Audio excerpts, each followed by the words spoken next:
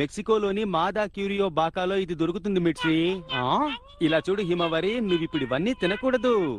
నాకు ఇంకొక స్పూన్ కావాలి. ఇక చాలా ఆపు. ఇది తిన్నావంటే రాత్రికి భోజనం ఏం చేస్తావు? అమ్మా ఇంకొక స్పూన్ తింటానమ్మా, నువ్వు నా మాట వినమ్మా. నువ్వు రాత్రికి భోజనం చేశాక నేను ఈ తేనెని నీకిస్తాను, అర్థమైందా? నీకెందుకమ్మా ఇంత రాతి మనసు? ఏమన్నావు? ఆగు, పారిపోకు. నేను కనుక రాజునైతే నేను ఎలా అటాక్ చేస్తానో నాకే తెలియదు. Disco disco disco disco disco disco disco chocolates ఇవ్వను. అలా చేయడం చాలా తప్పమ్మా.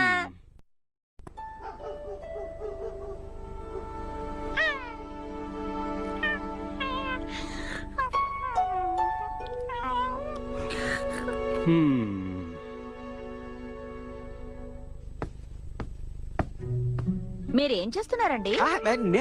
నేనేం చేయట్లేదే. సరే రా నిద్రపోదాం మిర్చి.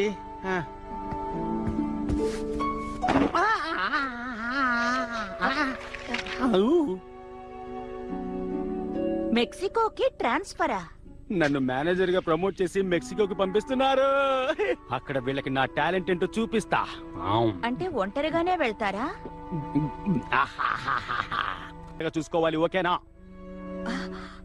ఎంతకాలం అండి? బహుశా 2 సంవత్సరాలు అనుకుంటాను మిర్చి. కాదు 3 సంవత్సరాలు. అంటే మీరు అప్పటి వరకు పిల్లల్ని చూడకుండా ఉండగలరన్నమాట. నేను అస్సలు ఉండలేను. అయినా మనకు తెలియని ప్రదేశానికి పిల్లల్ని తీసుకువెళ్ళడం నాకు అస్సలు ఏ మాత్రం ఇష్టం ఉండదు. నాతో చెప్పకుండా మీరొక్కరే నిర్ణయాలు తీసుకోవడం నాకు కూడా ఇష్టం ఉండదు. 2-3 సంవత్సరాలు పోతే హిమవరికి మీ మొహం కూడా గుర్తుండదు. ఎందుకు గుర్తుండదు? ఫోన్ చేస్తుంటానుగా. కనీసం మీరు షించాన్ గురించి హిమవరి గురించి ఆలోచించలేదా? ఏదో ప్రపంచంలో మీరొక్కరు మాత్రమే పని చేసినట్టుగా ఫీల్ అవ్వకండి. నువ్వు చెప్పింది నిజమే. నాన్నా నాన్నా, ఏమిటిది? ఏమైంది షించాన్? నీకు మెలకు వచ్చేసిందా? మీరిద్దరూ మళ్ళీ దెబ్బలాడుకుంటున్నారా? కాదు కాదు. మరైతే బాగా ఆడుకుంటున్నాం. ఇప్పుడు మాటలేంటి?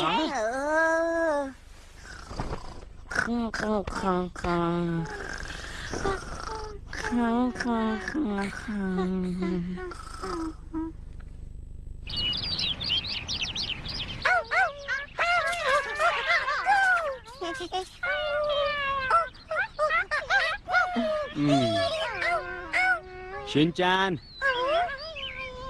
నీకు నాతో పాటు రావడం ఇష్టమేనా? ఇష్టమేనా? ఇప్పుడు ఎక్కడికి వెళ్తున్నావు? మెక్సికోకి. మెక్సికోకా?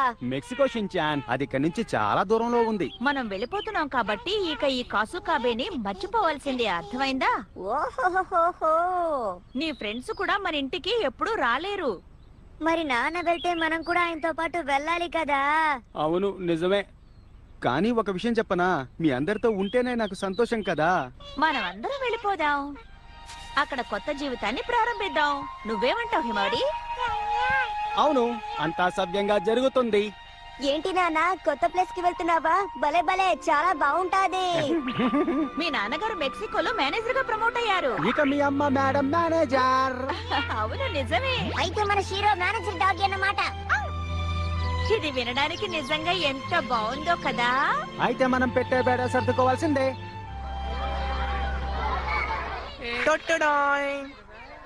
ఏంటిది? ఇదే కాసుకాబే డిఫెన్స్ టీమ్ యొక్క బ్యాచ్ డిజైన్. బ్యాడ్జా?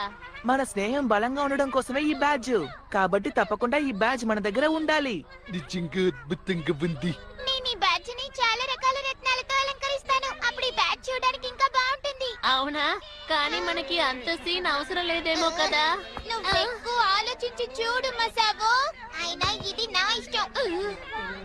సరే